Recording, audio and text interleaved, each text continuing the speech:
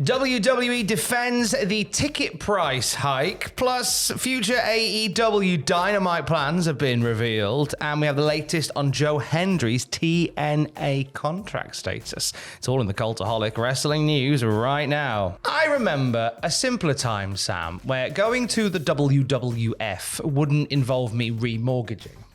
What a time that was. Yeah, I mean, there's been general hikes across the board when it comes to gigs. It's slowly becoming more and more of a middle class thing. It's very weird. You just can't afford even nosebleed seats for stuff now. It's not a nice time, but WWE are really pushing this one. TKO CEO Mark Shapiro spoke at the JP Morgan Annual Global Tech Conference. He discussed not just WWE cutting their live event schedule, but also addressed the higher than ever ticket prices of WWE. What did he say? He said, we cut those house shows down to where we're now doing 200 events a year. We cut them 75%, and the number of house shows that we do.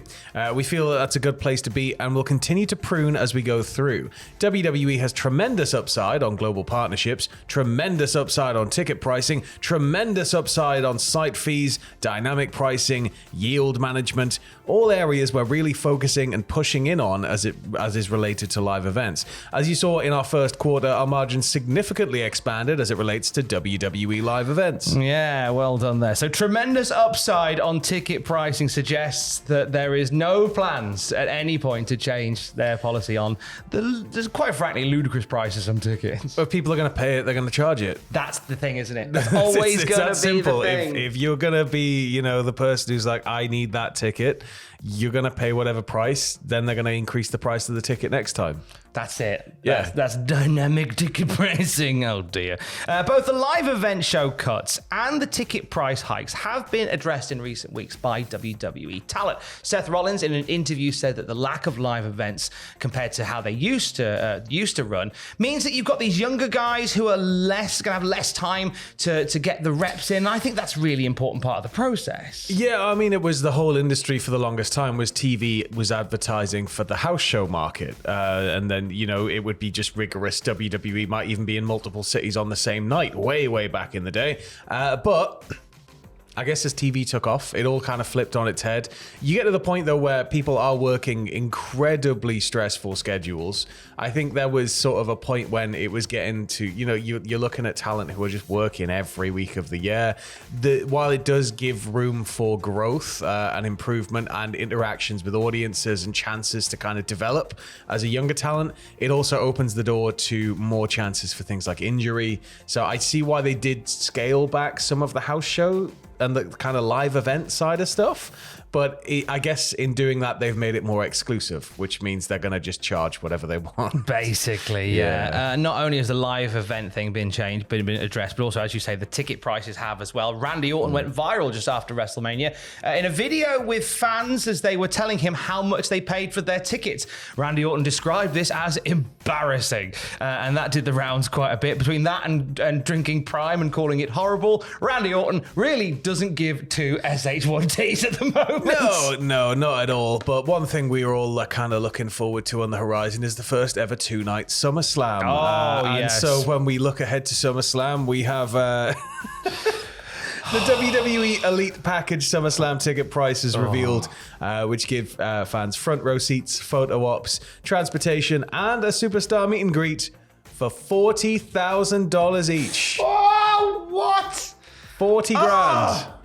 Obviously, that's not going to be every ticket for SummerSlam. This is like a very elite special package. But come on, that's more than a joint Christmas and birthday present, that is, in my house.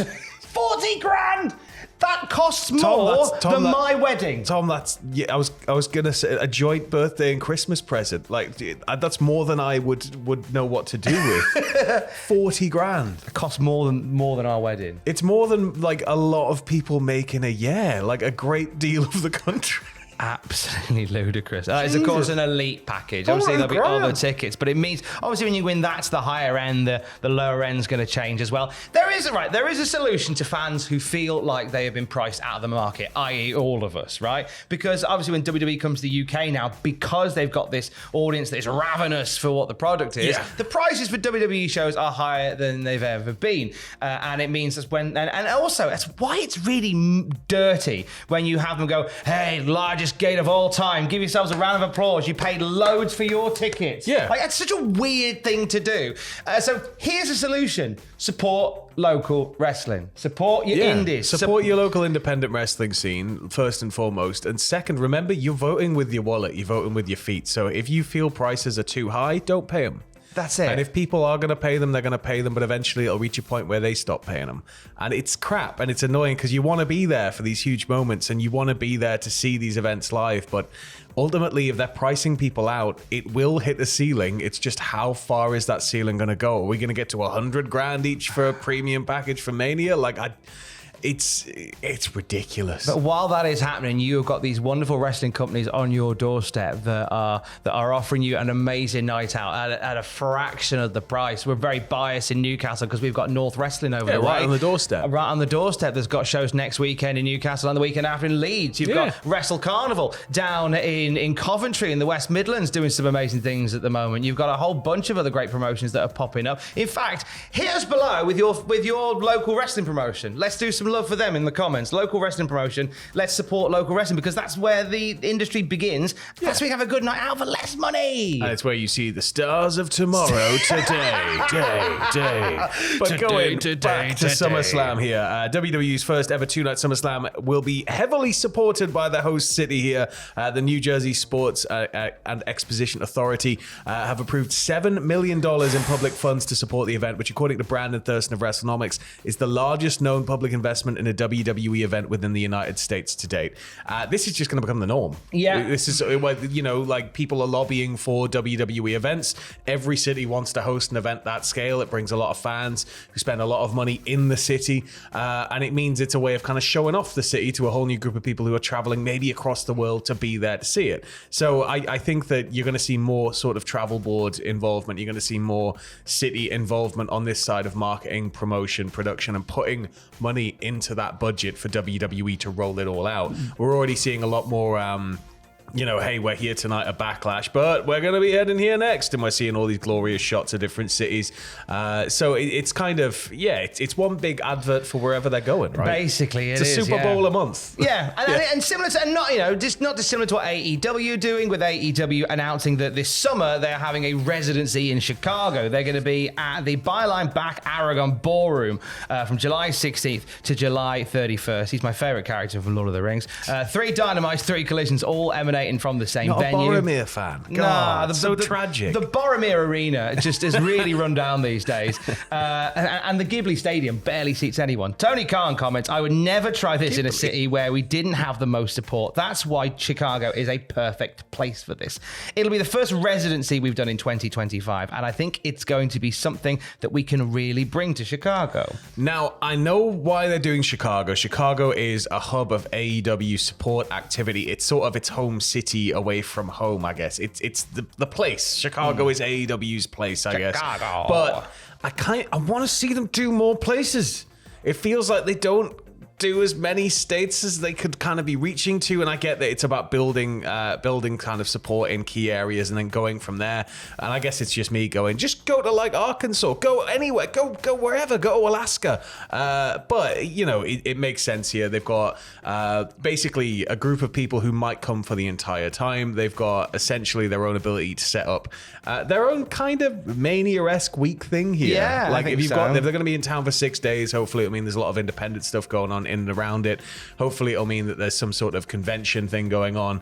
Hopefully it leads to a bit of a boom for AEW right now. You would like to see that happen. TNA, it was going to be represented at NXT Battleground coming up very, very soon. We're not only going to see Tony D'Angelo and Stax finally have that grudge match. Go on, Tony. Oh, it got bitter last night. We thought the Stax had found the safe house that Rizzo's in. Thankfully not the case. It's all good, but there's going to be a fight of the grudge variety at Battleground. Also, Stephanie Curtis is putting the NXT title, women's title on the line against Jordan Grace. Obafemi defends the NXT title against Miles Bourne of the No Quarter Catch Crew. And TNA champion Joe Hendry defending the world title for the first time in NXT, I do believe, against Trick Williams. Go on, Joe. Now, Joe has been much the talk of the industry, and his status with TNA was mentioned during his chat with Chris Van Vliet. So he shared a bit of an update surrounding his contract status, saying, I'm in my contract year right now. It's a very exciting exciting time, and I'm just doing my best to give my best to the performance, give the audience everything I can to give and to enjoy it. Giving the audience everything I can give and to enjoy it. Hendry is back on NXT next week, of course, having a Joe Hendry concert and a Trick Williams rap concert ahead of their match at Battleground. But all signs are indicating that Joe Hendry is WWE bound. That's the thing. He says, I'm in my contract year now. So that means that it could be that he's signed to WWE by the end of this year. He is a talent with tremendous upside. He's one of the most dedicated people I've ever seen in any capacity in wrestling. Very lucky that I got to kind of be there for part of like Joe's journey. And it's just something that I think we all kind of mentally were like, yeah, one day he's going to be in WWE. So I think that eventually, he's already been at Mania against Orton. Like, how far can he go? That's the question. The and he's going to go all the way to the top. So. Honestly, check out the Chris Van Vliet interview. It's a real showcase of how like manifestation works. Gonna suck for TNA though. That's the thing. Yeah, you've got to have a plan. TNA have got to kind of fill. There's going to be a very big vacuum, a very big pair of shoes that need fill in there. So I don't know what's going to happen regarding that inside TNA. Oh, it's going to be an interesting few months ahead. And of course, for the very latest wrestling news at any time, you can check out Cultaholic.com. Stay safe. Love you. Bye.